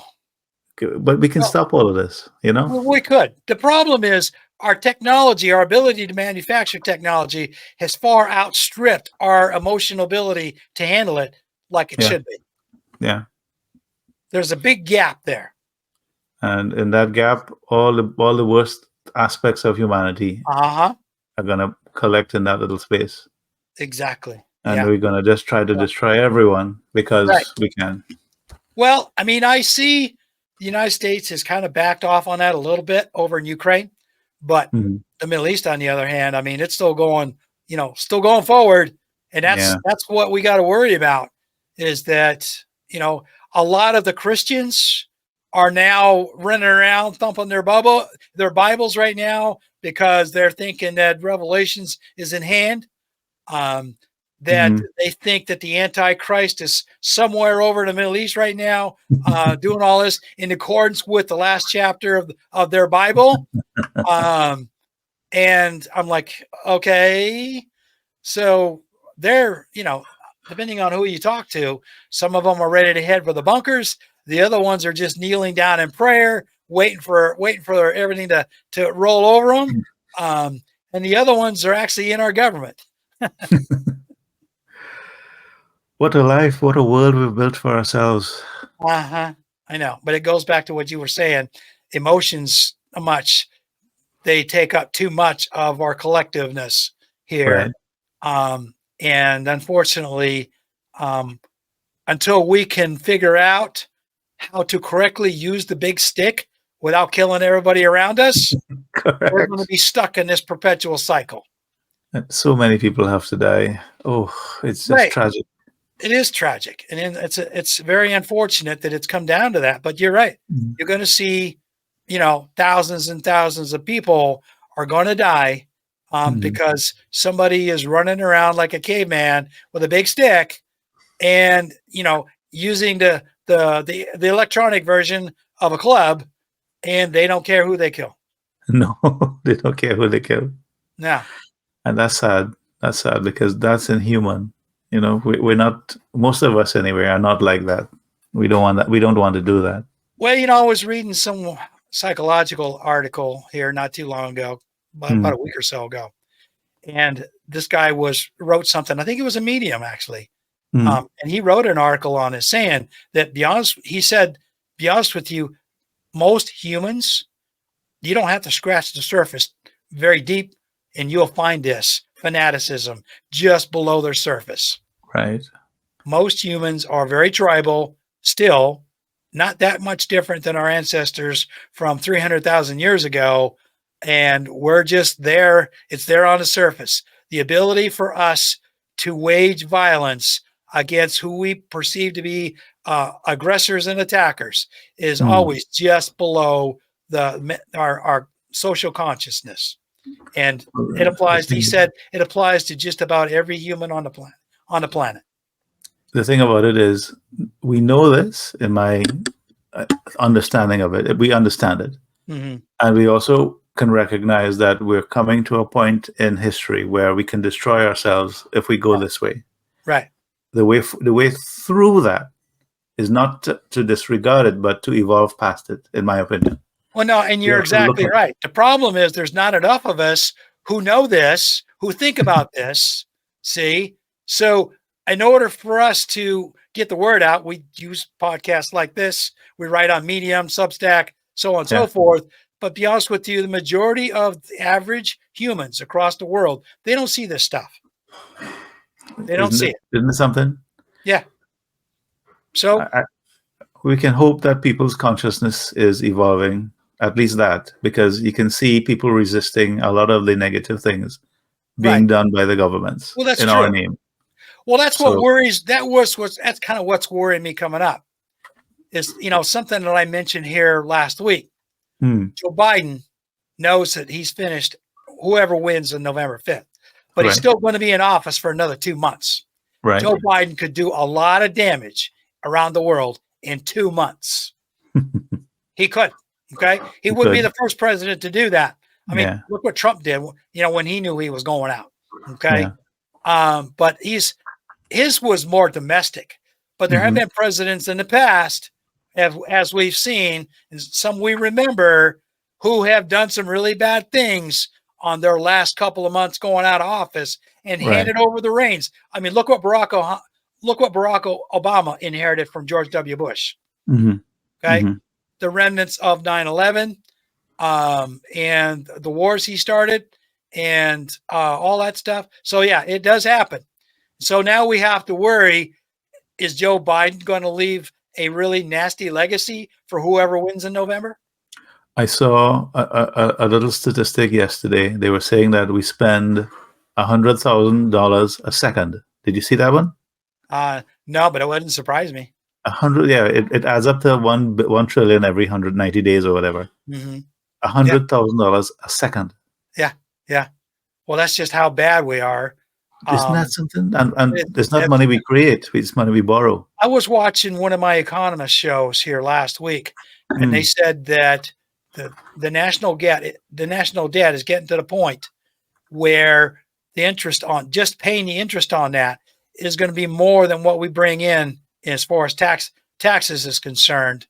Right. So when that happens, then it's either going to be cut spending or we're going to get downgraded by Moody's and Finch's and what have you again. Mm-hmm. And it's going to be serious this time. And then, that's it. That's it for the American economy. Because they'll have to raise interest rates on the bonds for people to borrow them. They would either have to find another way to get that money, or they're going to have to cut back on whatever they're doing in order for them to focus on it. But the idea is that if they're using all of the taxpayer money that they got coming in just to pay the interest, that means that they're not paying for Social Security, Medicare, bridges, roads, all that stuff. So that means that they will. So what I'm seeing is that the American government is sacrificing aspects of the society to promote their foreign policies. Exactly. So they're sacrificing our health, our education, public transport, housing, all of those things are in free fall. Yep. And as you mentioned, that if interest rates go up, they'll have to sacrifice Social Security. Well, it's going to be the opposite. What they're doing right now is they're dropping the rates.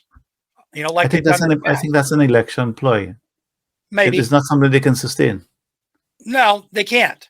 But the problem is they're dropping interest rates right now, to fight inflation. All right. But when you drop interest rates, the price of things go up. Yes, they do. So how does that fight inflation? It doesn't. Okay. It doesn't. And that's the problem. So unemployment's going to start going through the roof. Right. And they're dropping the rates right now to try and, like you said, head that off until November. And then after November, it's a whole different ball game, depending on who wins. If Trump wins by some miracle, then Biden and company, they're just going to hands off and let everything go to free fall. Yeah. Okay. Yeah. You can bet on that. Yeah. I believe if Kamala wins, then they're going to come in on the backside of November 5th and start looking at, all right, we can do this, we can do that. And then we'll get everything ready to go. And then she'll be primed on day one in January to start signing off on all kinds of policies to get things in gear to do whatever they're going to do starting in January. I mean, officially, she's not allowed to do anything until January. Right. Okay. Trump officially can't do anything until January. That's why I said Joe Biden's got a 2-month window to do all kinds of damage if he wanted to. All right. Let's hope he's at home, getting his meals and sitting sleeping. To be honest with you, Trump is not really running the government. I mean, Biden's not really running the government that much. He's a figurehead. He's doing what he has to do his time. It's his other boys, Blinken, Sullivan, and that other guy, Hawley, and all them other guys. They're the ones who are actually running the government. And those are the ones knowing that they're going out because Trump won, knowing that they're going to lose their jobs come January. I could see them letting the country in free fall, just letting go of the reins, just letting it all fall. And they say, well, we don't care.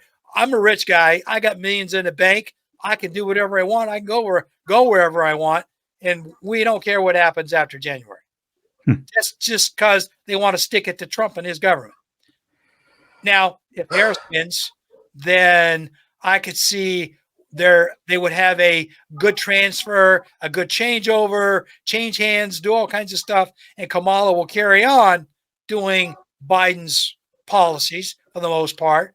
And then over time, she will probably implement a few changes of her own, but it will be a slow roll into her 4 years. Meanwhile, the wars will continue. The wars will continue. Yes. Yeah, that was not going to stop. Well, they will because Russia's going to roll over Ukraine. And they're going to stop it. Okay. The United States is not going to have any control over that. All right. Yeah. At this point, that's what I'm looking at is the United States is not going to have any control with Russia taking over the eastern half of Ukraine and making a deal with the West saying, all right, we got our flag planted. The Ukrainian army can't stand up to us. They're gone. They surrendered. They're done. We are in control of Kiev. Now we're going to make a deal with NATO, and this is the terms. That's how that's going to go. All right. Yeah. The Middle East, on the other hand, that's a Wild West show over there. I don't make any predictions at this point. I don't know what to tell you. There's nothing to say. All There's we can do nothing is more watch. to say. You know, it's like watching a big Cineplex movie at this point. All we can do is see what the players are going to do. Right. You know, we kind of sort of know what the script is, but we really don't know how it's going to play out yet. I have my suspicions, but to be honest with you, there's so many unpredictable things that could happen. It's hard to say at this point. Right. I don't know. So we're just gonna have to. That one's just a watch and see, and keep our fingers crossed. And then on top of all of that, if you're noticing the number of hurricanes that are coming in and actually causing billions of dollars of damage. Well, there's all of that. So you figure it out. We look at the heat domes that we had this last summer. Correct. Okay? More than we've ever that they've had in the past. And now hurricane season is coming up on the tail end of it, and it's in full swing. Full swing. We see. Okay. I'm hoping that what you said about another one forming in the Gulf right now proves to be nothing. I'm going to go look at that as soon as we wrap up. Right. But it seems that there's one heading this way. It's kind of concerned. You know what I mean? Mm-hmm. How many more of these storms are going to come up and cause havoc? That last one was a Cat 4. Well, yeah. Well, they all, these guys have all said the days of the Cat 1s and 2s and even maybe the 3s are almost done. Every storm that's going to come ashore out of the Gulf of Mexico is going to be a Cat 4 or worse. Correct. You might as well just, bank on that. So what that means is that we won't be able to repair these places, and we're going to actually have to start retreating. Yep. Because the insurance companies leave first. Right. Nobody's going to rebuild, and then people start moving away. That's right. So we're seeing the retreat. Look what's happened in California. California has lost. I saw something here a few months ago. California has lost almost a third of their population because of all the wildfires and the lack of homeowners insurance. Yeah. And the prices, the prices of real estate and all the other things to go with it. And that's going to continue. They're not talking about it very much. Newsom is wringing his hands over it, but it's very little he can do. And so you're going to see that, like you said, you're going to start seeing that in other places as well. Florida's going to be one of them. Florida's going to be one of them. Yeah. I agree. They're all going to be coming north. And to be honest with you, I'm seeing where I'm at here in Central Virginia, I'm seeing a lot of that to a degree. I see a lot more out-of-state license plates here. My wife commented on this the other day. We were just going to the mall, and there were so many cars on the road, more so. And I haven't been here that long. I've been here just short of 4 years. But in the 4 years that I've been here, the amount of cars on the road has probably tripled since we moved here in just 4 years. Interesting. And it's increasing. They're building homes, whether it be apartment complexes, subdivisions, whatever they can on any bit of land they can get their hands on. But there's construction going on everywhere around me right now. Prices are a premium for apartments and houses, and it's crazy here. I'm fortunate, that I lucked into where I'm at right now. But anybody coming up here right now, you better bring a buttload of cash because, the prices are through the roof for just a tiny bit of anything that you want to call putting a roof over your head. Right. And I think to myself, well, I know I've seen this before, and I saw this in Texas just as we were leaving 4 years ago, and it got worse after we left. It has since backed off to a degree.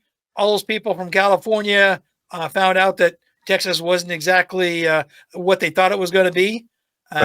So there's a lot of remorse there in some ways, but it stopped a lot of people from coming in afterwards. They've all Right. started going other places. I mean, I've even seen California plates as far away as here. People coming all the way from the West Coast. So they Yeah. are finding other places to go, Yeah. around the country. But the fact though is that they're leaving. They're They're leaving. migrating away. That's the Yeah. number one thing is they're leaving. They're And, leaving. you're going to start seeing that where you're at.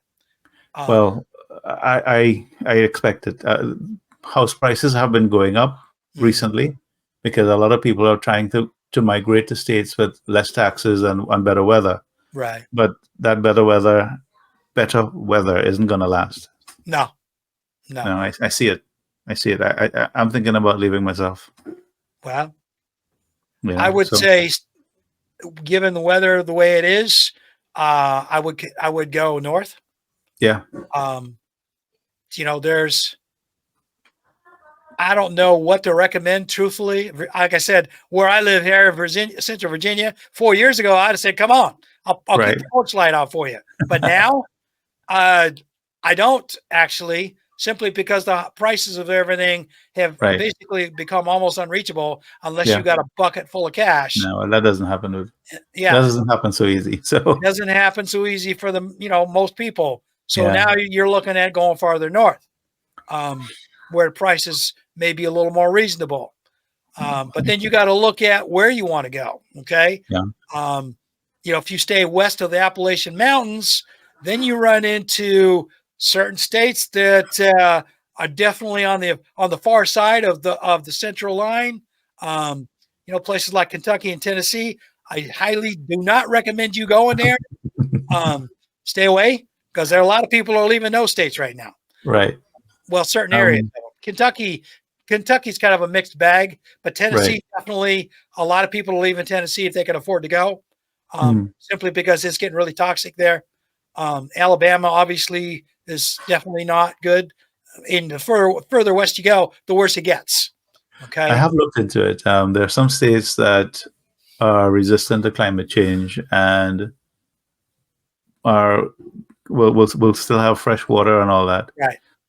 Places like Vermont, Yeah. going up into the Finger Lakes Well, of New York. Vermont is another place you probably would not want to go because they are very tribal there. Okay. I believe you. All right. Now, New Hampshire is not quite as bad, but they can be. Maine, depends on where you go in the state of Maine. Right. If you stay in the southern part of the state, you'd be okay. Don't go north. Okay. Right. I guarantee you, if you go north of what I call the halfway point, Millinocket, Maine, if you go north of there, you're going to stick out like a sore thumb, and you definitely will not be welcome. I hear you. I hear you. Right. They have enough trouble with a lot of the Ethiopians that migrated to Portland, Maine. There's been a lot of animosity there through several years they've been there. I certainly won't be.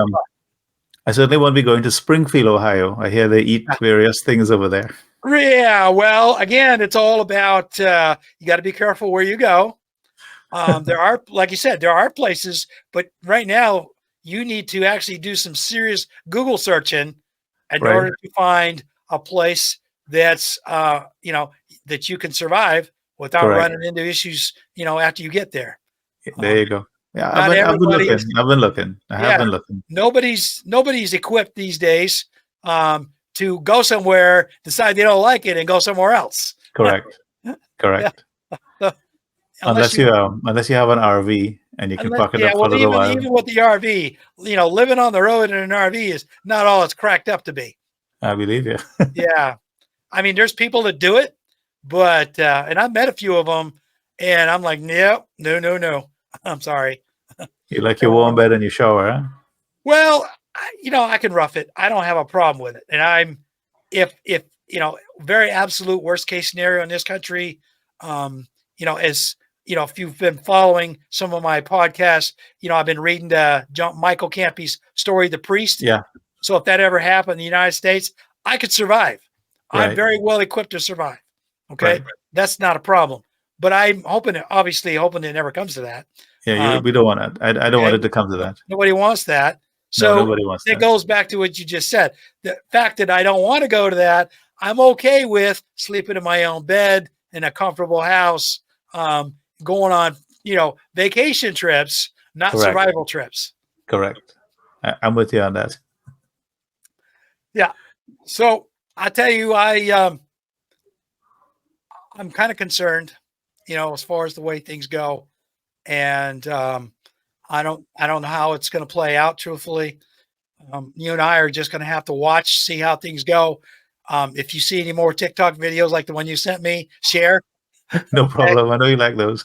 I'll do the same thing on my Sure, end. stand back. It's no Um, problem. I'm kind of curious to see what's happening on the underbelly of the United States, even more so. Um, I would, if I were you, if you wanted to get the other side of things, check into reading some Substack pages. I Okay, have an account on Substack that I just don't use. you can use it just strictly as a reader. Yeah, I You can don't do have that. to write anything.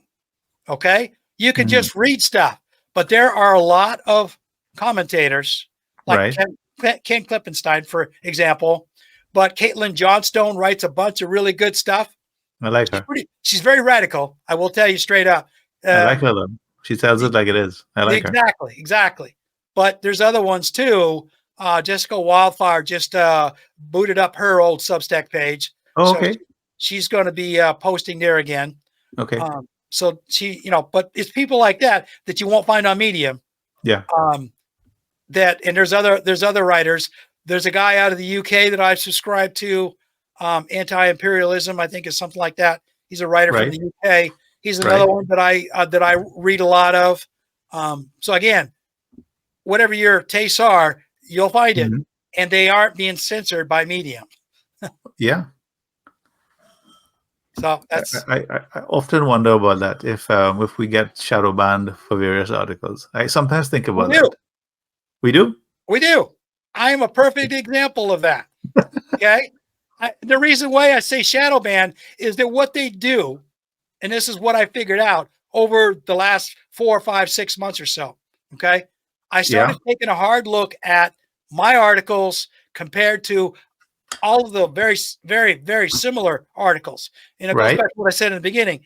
If you take a look at fictional stories that people write, okay, if you look at poetry that people write, all Mhm. right, now poetry, they get away with a lot more stuff than actual story writers.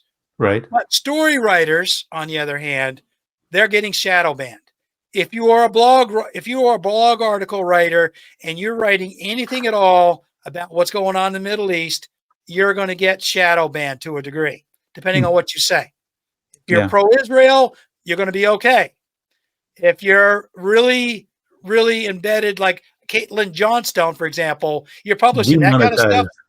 If you're doing anything like her articles on Medium, they're not going to let anybody read them. You can post them, but nobody's going to see them. Yeah. That's the Yeah. shadow banning, is that they have engineered that algorithm so that if you are a controversial writer, like I tend to be, Yeah. then you're not going to get reads because Yeah. it's not going to show up in Yeah. people's feeds. I Yeah. mean, I've got probably 1,500 subscribers and so on Right. Medium now. I haven't counted really, but I just know it's way up into over the 1,000 or so at this Right. point, and I keep growing. But are these people actually seeing my articles? Well, they see them once and they clap, follow them, so on and so forth. But overall, do they show up in people's feeds? No, they don't. Simply because, again, that shadow banning. And the reason I figured it out was that, guys like you and other people are making 100, 200, 3 or 4, 500, and pulling in this stuff regular on their articles. I see the kind of stuff that you guys are posting, and I'm like, okay. But I look at somebody like me and the stuff that I post, Hmm. I'm making $5, $10, $6, Yeah. and It it's really always isn't worth it's been that the time. consistent for over 2 years. Yeah. Okay. And I think to myself, okay. And I started looking, well, maybe it's, at first I thought, well, maybe it's my grammar, maybe it's my spelling. And I said, no, because I use a spell checker Yeah. religiously. I Yeah. check my grammar as much as possible to write things. And I've got guys like you who check me out and say, hey, Mhm. so I try to use I try to use publications as much as possible Yeah. to give me a second set of eyes so Yeah. that I'm not, scrambling French and English and Gaelic all in an article and people don't understand it. Okay. Yeah. But again, it goes back to the content itself. It's all in English as much as possible. So I look Right. at that and I'm like, well, why am I not getting reads? And I thought, well, maybe it's just something in the algorithm. Then I look at the amount of reads I get, and I'm only getting maybe a dozen, Mhm. Okay. 25, 30 or so on one article or so, but the most of them are down in the baker's dozen area if I'm lucky. And I I thought to think, myself, why is that? well, from my experience, if you don't read people, they don't read you. Right. And I read a So I lot. I try read a to lot. do 20, 30 people a day. Yeah. Read, comment. I'm retired, so I don't really have that much to do. That takes a couple hours, mind you. Right. So, but I do go through 20, 30 people a day. And then I write fairly consistently. So Right. the engagement only comes because as a function of me engaging with the community. It Right. doesn't happen Which I mean, otherwise. I don't spend as much time as you do. I mean, as That's far the as that goes. problem. That's the Okay. problem. The medium won't pump anything out unless people read it, and people won't read it unless you read theirs. Yeah. Something like that. Yeah. I mean, I read probably half a dozen or so in Yeah. the mornings, Yeah. like what I consider my morning newspaper. Right. And I'll look at my news feed and I'll pick something out that I like and I'll read it and I'll say Mm. something. I'm usually pretty good about clapping or replying or saying Right. something. So Right. that's not an issue. But I don't do it 20, 30, 40 articles a day. I don't have time for that. Some people do. Well, yeah, and that's fine. Right. I mean, it's great if you And do some people that. do more. Some Some people people do do more. more. I don't have Some people time do to do more. that, I know. and If that's you have a life, you yeah, won't be able to do that. yeah, and that's Yeah. the other part of it. It's like, okay, I got other things to do besides that. Um, Correct. so Correct. I can't keep it I up. agree with you. That's part of Medium's deal, Mhm. where you have to be part of a very active part of their Yeah. community, if you Yeah. will. That's the If key you're to it. not, you're not going to get a lot of it. But the other part of it is I look at people also, and again, I thought that was part of the problem too. I started looking at this stuff 6 months ago, Right. and I realized that okay, something's going on here. And then I started posting certain things, and that's when I noticed that despite my change up of some of the Right. formatting and the articles, they still weren't getting anywhere because it Wow. was what I was saying, not necessarily how I was saying it. Understood. Yeah. Okay. And I thought to myself, all right, we're done here. So now I'm just going to do, as far as Medium is concerned, I'm going to back off to like one newsletter a week. Mhm. Mhm. You and I will do this. I'll Yeah. incorporate it into these videos. I'm going to incorporate into my one a week for Right. Medium, but the Right. majority of my stuff is going over to Substack. I'll join you. I'll make some time to do that. And like I said, you don't have to write anything. It's all Mhm. about what you read and what you find. Yeah. And then you can use that, however you want. I use that. I use some of those fictional stories, and once in a while I pick up a poem, but mostly I get my short fictional stories from Substack now. I noticed that. Yeah. Probably 2/3 of them now, Yeah. because I've solicited people over there. Secondly, my political stuff, I'm getting, getting away from Tom Hartman. He's become a rabid dog with the Democrats, and his stuff has gone off center, over to the left severely. So I backed off from watching and engaging with him too much. But Right. I watch a lot of Zateo with Mehdi Yeah. Hassan. I was thinking about subscribing, giving him a couple Okay. bucks because Yeah. I like his spunk. He doesn't I back don't down. watch everything he does, but I do watch a lot of what he does. Yeah. But then again, Ken Klippenstein, Ken W. There's a couple other ones. Like I got probably a handful of people on Substack that I read to get my Mhm. news, and once in a while I'll pick up a new one. But Mhm. that's a good way to go. Just Okay. because, like I said, Medium seems to be kind of heading for the flowers and the trees instead of hard articles anymore. It's not worth hard articles. This is for soft blogging and entertainment, and you Yeah. can talk about health and love and wealth all day. You can But be an the hard IT stuff, guy and have a great time, but yeah, I you're see a not lot going to of that. get traction with the hard stuff. So I Yeah. kind of back down a little bit because I'm writing and nobody's reading it. Yeah. Or it doesn't get as much play as the other stuff. So Exactly. why waste time? And I'm not a hearts and flowers kind of guy, so you won't see any of that. But the hard stuff is important. People need to know, at least I need to know or explain it to myself what's going on. Right. And I have no problem about, because like I said, that's why I like my Substack page, because I can talk about the hard stuff and the realities of things over there without any worry about censorship. Then, Medium is fast becoming, I'll post the podcast because some people like them. A lot of people like the stories, Right. that one. So I'll keep that up, but it's going to be just, once a week. That's it. Yeah, I hear you. Then that's fine. That way I don't have to worry about getting anxious about anything. Well, listen, let's cut it loose here. We're almost down to 2 hours. I think so, yeah. Okay. So no problem at all.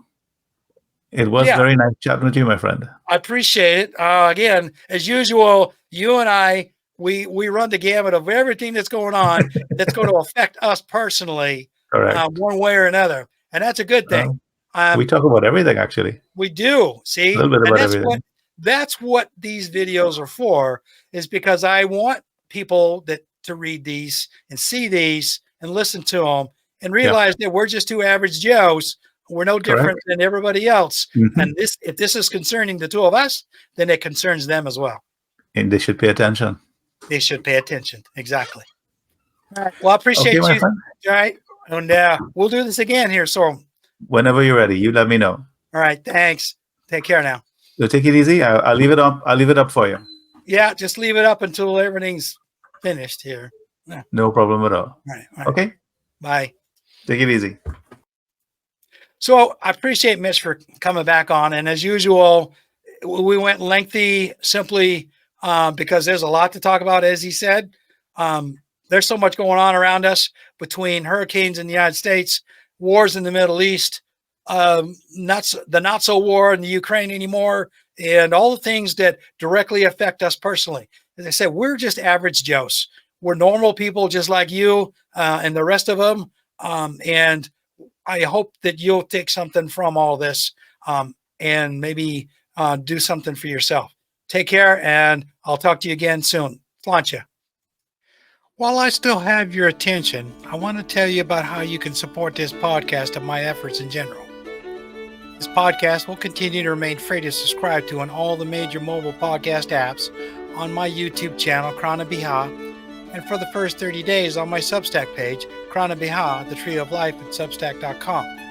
With that in mind, I'm asking for donations of any amount. I decided that I would rather ask for donations instead of charging subscriptions, so everyone has an opportunity to watch or listen to this podcast everywhere in the world.